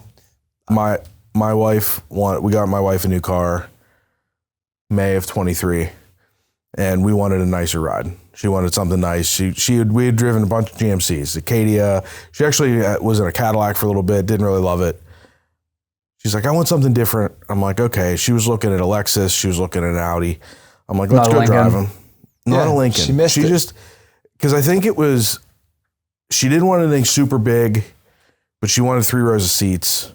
So I think we were limited whenever we were looking. Like the only thing you could get that wasn't a Navigator. Get the Aviator, bro. Yeah, we could have gone Aviator. Probably should have got an Aviator. Wait to hear the end of the story. Yeah. Talk about resale value on a fucking Audi. Okay. Would you get Q7? Yeah. Q7. That's even worse. I don't even know. When was the last time you looked at it? I just looked at it. So they just came out with an $11,000 rebate on the new 24 Q7s. So that's probably why it's so bad right now. Dude, it's horrible. So the sticker on this car was, and I'm going to just put it out there. People are going to watch this and be like, you're a fucking idiot. Whatever. Sticker on this car, 76. We got a couple discounts. They had like a Costco discount, but we bought it in May of 23. And in May of 23, there were still dealers charging over markup. It was still kind of tough to get cars. So like, there weren't any crazy deals. Yeah. So we got like a few $1,000 off because of Costco. Yeah. And I financed it through my bank because I got a good rate. And you financed the whole thing? I financed 75 of it. So I put down basically tax. Yeah. And I'm going to guess now it's worth 44. Dude, you fucking nailed it. So book value says 41. Carvana told me 42.6. My buddy at Calusi ran it by and he's like, dude, let me tell you something. He goes, I looked at the auction. The most expensive one that has sold in the last whatever month nationwide sold for 44. Nailed it. Should have bought an Aviator, bro. I'm looking at what I owe and I'm like, I have never been this upside down on a car in my life. No, it's a lot of people are in that situation right now, so don't think it's just you. Yeah. We get a lot of people. One of the worst TikToks I ever made in my life was how to get out of negative equity, which is a good idea. So in your shoes, I mean, you probably owe 65 on it. I owe 59. Okay, so you're not that bad, but it's still pretty bad. I said, find a car that's maybe not the best car you ever wanted, but if you're so upside down, and this was really, the video was geared towards people that like might be upside down on a car that's out of warranty. Because if you're making a payment on a car that's out of warranty and you're 10 grand backwards, like you are just screwed. Oh yeah. Find a car with a bunch of rebates and big discounts, like a Tesla Mach-E. I'm sorry, the Ford Mach-E. There's like 15 grand in rebates, another 5 grand off. You can lease it for really cheap. Build your 10 grand negative equity. Payment's a little high. Lease it though, because in 2 or 3 years, you just walk away, you're done. You get into a safe, new, reliable car under warranty, you lease it, and then you walk away, you don't have any negative equity. Yeah. I had probably like 5,000 people calling me trying to get out. Like, dude, I'm 30 grand flipped on my Audi, can you help me? And I'm like, no, like you're way too flipped, like stop calling me. Yeah. So we're fortunate, we still have warranty. I think the Audi warranty is like 4 years, 50,000 miles. So we still have a lot of the warranty left. So I'm like, you know what? We're going to drive it till the warranty's up and see how far upside down we are. We may end up going that route. The problem is, like, she wants something like an Aviator, maybe like a Tahoe, something a little bigger, and they don't do $15,000 rebates on those cars. Like they, you know. But here's the thing: the more rebates a car has, the less desirable it is. You know, I always jokingly say, if a car, and don't get me wrong, we have cars with 0% on it right now. If a car has 0%, that means zero. If it has 0% interest, that means it has zero interest for people buying it. Like there's a reason they're marketing it. So. Yeah. There's exceptions to the rule, but if a car has no rebates and like no discounts, it probably just means it's popular. Yeah. Like buying a Maverick for MSRP is better than buying a Dodge Ram for 20 grand off. Yeah. If they're going to give you 20 grand off, how much do you lose when you pull off the lot? Right, exactly. 35. And then those rebates hurt that resale value. I mean, that's the whole thing. Yeah. And that you nailed it with if Audi's giving 11 grand off new ones. Well, the only reason I knew, and this is an interesting topic here. So we recently, the local volunteer fire department, Hutchinson, I don't even know if you guys ever heard of them. I never even heard of them before. Started doing car giveaways with me. I don't know if you saw that on my TikTok. I've seen it around, yeah. So crazy. They come in, they write a check for the car, taxes, fees, all paid. They stuff the trunk with Xboxes and Louis Vuitton bags and another 5 or 10 grand worth of gifts. I don't even know, Max, all this crazy stuff. Then 10 grand cash. They sell 2,500 tickets at $50 each. So they're into it for about 85. They sell $125,000 worth of tickets. They make 40 grand for their charity foundation. Yeah. Better than running 100 bingos. Yeah. And they reached out to me because they were like, Russ, you could help market the tickets. I said, I've never done it before, but I'm sure we can figure it out. So we've done 3. The first one was like a crazy story. First off, we sold out tickets in 4 hours, which was awesome because it normally takes them like a week or 2 to sell out tickets. Some fire departments take 6 months. Yeah, so we sell out 2,500 tickets in 4 hours. Like they're like ecstatic. They're like, let's do another. Turns out one of my followers bought a ticket for his mom, who was like, they just needed a Christmas miracle. Down bad on their luck, you know, things aren't going well. She's 72, has to work in a factory, like, and they win. And the ticket was at her name, so she won, and he bought it for her. That was super cool. Like, they just ended up selling the car. They didn't need it, but they won a $70,000 car, 10 grand cash, and all these gifts in the trunk. And they like ended up giving half the gifts away to like kids in the hospital, which was like really cool. That's awesome. Like great people. But the second lady who won had an Audi Q7, and she was like, "I'll trade it in for the car. How much is it worth? I like just bought it like a year ago." And I think we gave her like 43 grand for it, and she was like, she thought we were like trying to pull a fast one on her. Yeah. And I was like, no, like. You don't, first off, you don't even have to trade your car. Like, I don't care. Like, you just want a free car. Do whatever you want. Like, just come get your free car. Like, we don't even really want your Q7. They're like not worth that much money. But we sold out the second time in an hour, 2,500 tickets. We did our third one today. We sold out in 14 minutes, 2,500 tickets. 14 minutes. Yeah. That's awesome. Like that, yeah. Dude, because Shaler Villa, they do like a GMC AT4 like by my house, and it's a couple months. Yeah. So they'll go until all the tickets are sold, and then they'll yank it. It's crazy. And you know, it's a dealership right down the street, I'm not going to say who, like did it right after I did too. And it was like, God damn it, Rob Cochran. No, it wasn't Cochran. And like, it was like, I wasn't like mad, but it was like copycat. You know, why you copy me? We're doing this. This is our thing. And I seen them post like, it's been 2 weeks and they got like 500 tickets of 1,000 sold. And you sell them online, so people all over the country can buy the ticket. And I tried to buy one, and I realized like some people are just better at this than others, because like I have nothing to do with them selling tickets, but like the Hutchinson Volunteer Fire Department, you go on, buy a ticket, Apple Pay, double click, Face ID, done. This other fire department, I'm like 10 minutes into it. Yeah. Like text verification, type, and I gave up. I literally gave up. That's something I was that going to buy one because I like the odds of these giveaways. One in a 2,500 chance of winning a $70,000 car, 10 grand cash, and a trunk full of gifts. Like it's and some of them are getting nuts. Like I've seen like custom trucks pulling a pontoon boat, like $130,000 prize for $60. Like, yeah.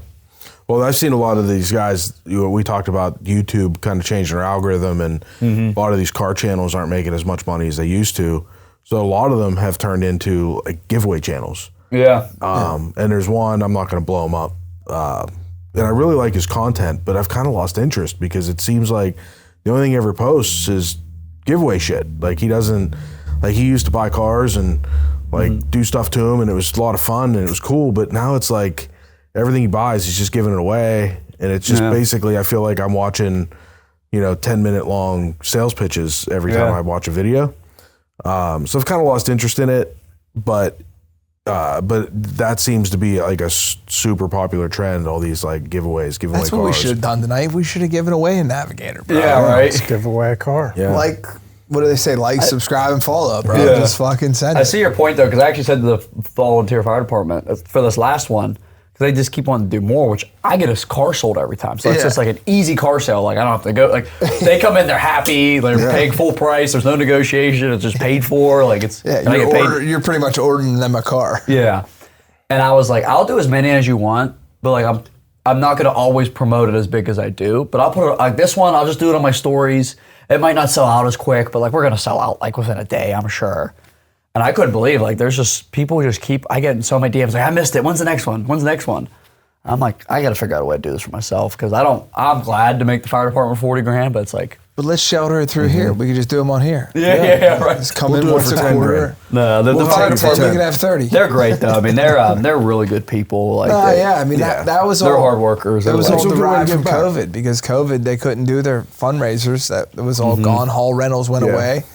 And, I mean, they bang it out. So I'm trying to get them. That would be a big investment on their part, but I want to do a Corsair, Nautilus, Aviator, Navigator giveaway. 3 for 1. 4 for 1.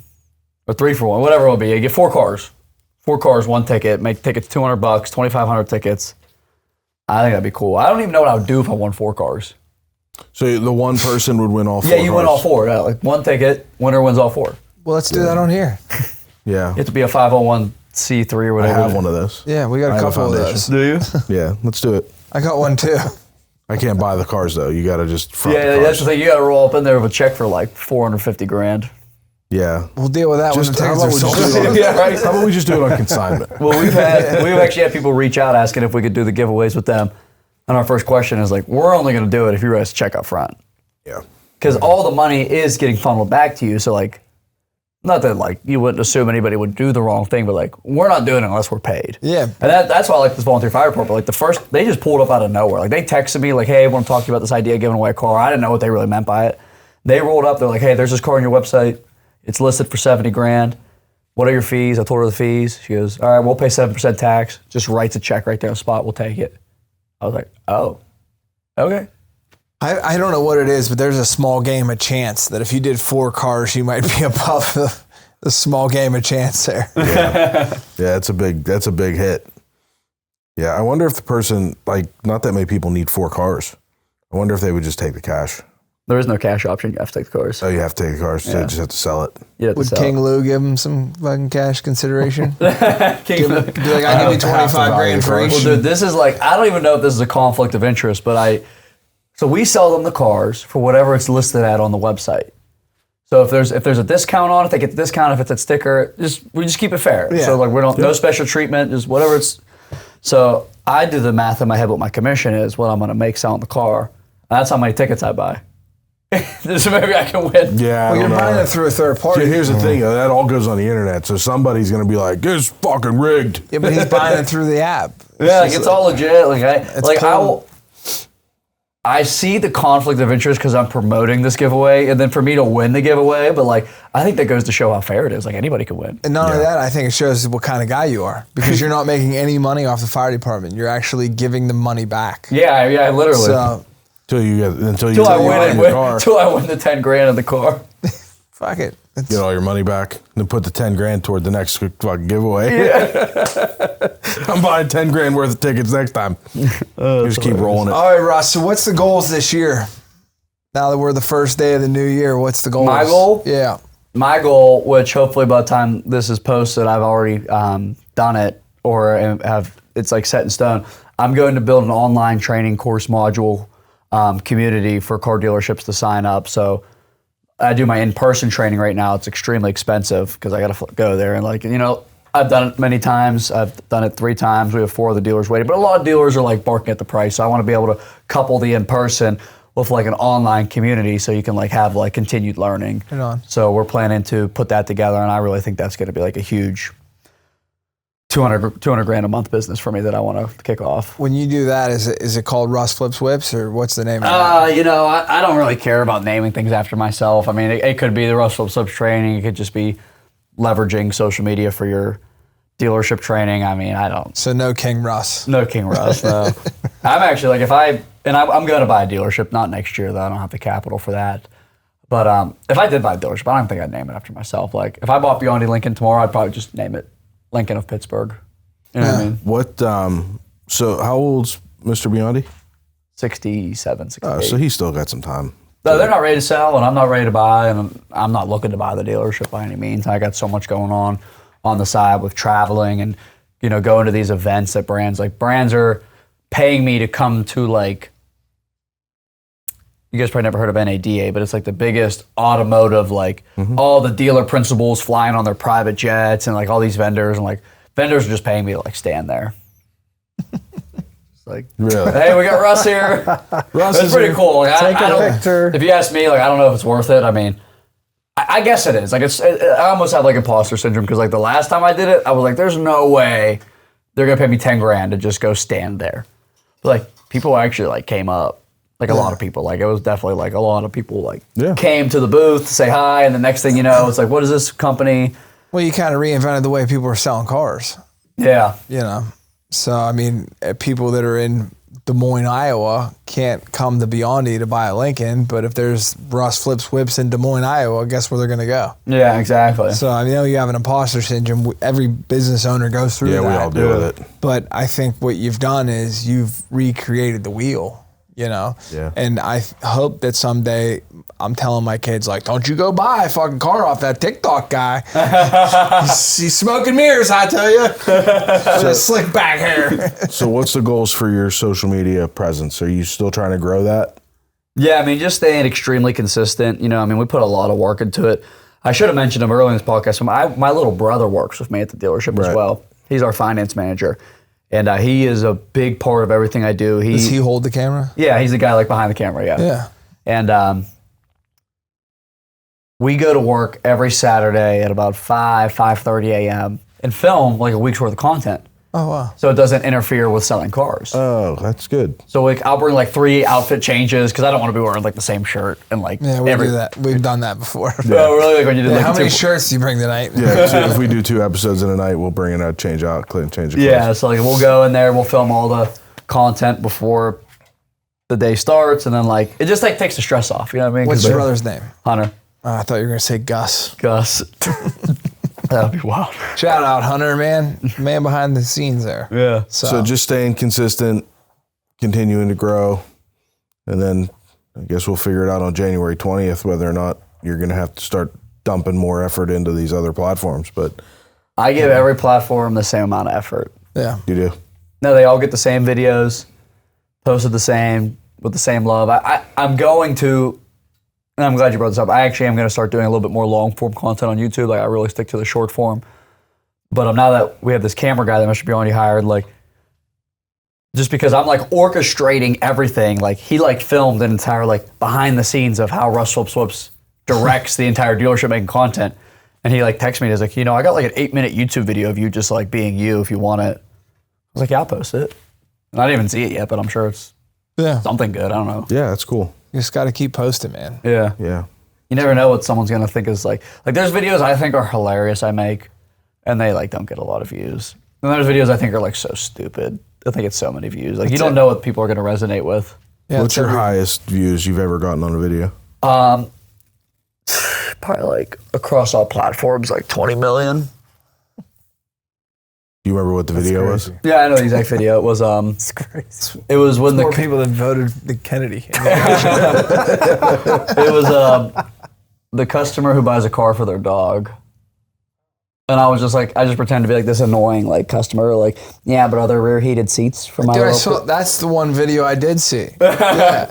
He like, you kept showing him different vehicles. He's like, but my dog wouldn't like that. My dog likes red. Yeah. Like, that's funny. And it's funny because like, and I swear, and if for some reason this client's watching this video, I hope they are, I got in trouble for this video. Oh, for real? And I offended a client. The dog one? Yeah. And I didn't know this. I was staying on a stack of Bibles that I did not know this, but like 2 days before that, a customer was there and kept telling my coworker, who I don't even like we don't even talk. So, like there's no way this coworker would have ever told me this information. Then I guess like they kept complaining that their dog wouldn't like the car. And then like they clearly saw me at the dealership, I'm always running around doing stuff. So like they see that video 2 days and then they're like, they backed out of a car deal over it. Like they're like, we're not buying from you guys made fun of us. Yeah, well, My 20 GM million people thought it was funny. So. Yeah, dude, I said, Maybe and it's you. And my GM wanted me to take it down, and I was like, dude, I'm making so much money off this video. Like, I'm prepared to leave over. I'll buy the car. I'll just buy a car. and I said, forget the money for a second. I swear to God, my life, I'll call the customer. I did call the customer. I said, look, I'm sorry you thought this was offensive or made about you, but like, it just wasn't. Like, I don't know what to tell you. Like I'll show you guys. I have these ideas on my notes that I just circle through these ideas. Like I'm always like coming up with ideas. And like that just happened to be what was on the list that week. Yeah. You know what I mean? Like I was like, and I'm a dog owner. Like I don't even have kids. Like I bought my truck for my dogs. Like and, like the video wasn't even that bad. It's like I was like, she just beat up a big old baby. Like I don't know. Yeah. Does the coworker you said you don't like, is he still there? No. Okay, good. They're gonna know you don't like him. I don't think he cares. Yeah. Just he'll make a video about him. Yeah. Always do. Yeah. Nobody's off limits. Yeah. That's what's funny. So you're friends with Sean. I was at Sean's restaurant the night that there was that little altercation where the guy was With the bat? With the bat. Oh, that's I was great. one of the guys that helped get the guy. Oh, to you're in the door. video? Yeah, I'm in the video. You want a bat? Yeah, he's gonna watch this. Yeah, but we'll get it to him before then. All right, we got. Oh yeah, okay. Oh, he's we gotta closed make for sure. a week. He'll be open. We'll have to go. Oh, yeah, like, we'll go beginning. right after it. So we ordered. He's gonna know by then. So we ordered 2 Louisville Sluggers. It says Slice of New York. It says Between Two Bridges podcast.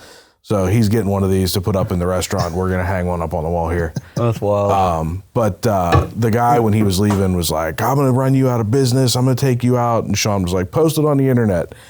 And then his daughter filmed the whole thing, so he posted it on the internet, and it was like That was great. I thought it was fake for half a second. Then I'm yeah, like, it no, was this is real. Certainly not fake. This is real. It was there. But it was funny to me because I'm thinking to myself driving home, and I'm like, that guy is all wound up, and he's gonna go try to smear him on the internet. Meanwhile, Sean's gonna post it on the internet. He's gonna make money on the video. Yeah. Yeah. And then he's going to end up driving more customers to the pizza shop because of that video, because people are going to be like, what is going on? How good is this pizza? They're fighting over a bat over it. Some of my most profitable days in business have been after people told me they were going to ruin me.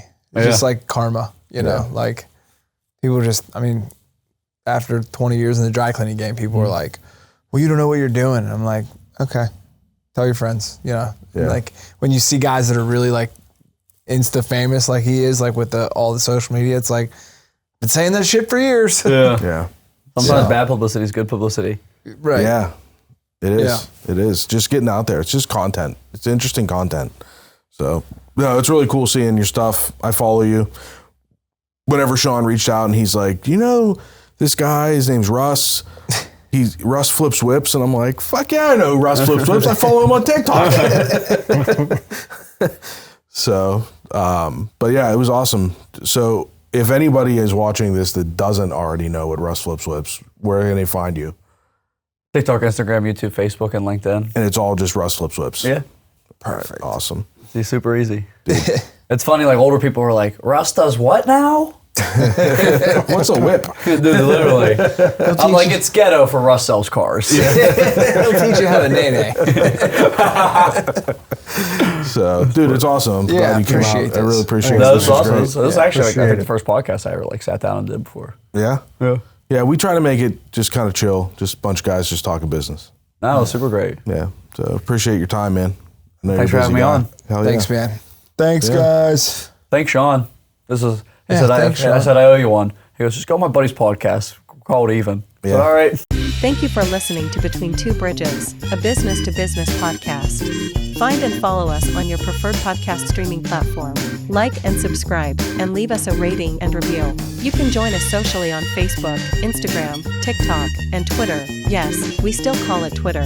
You can email the show at info@betweentwobridgespodcast.com. Until next time, make it till you rake it.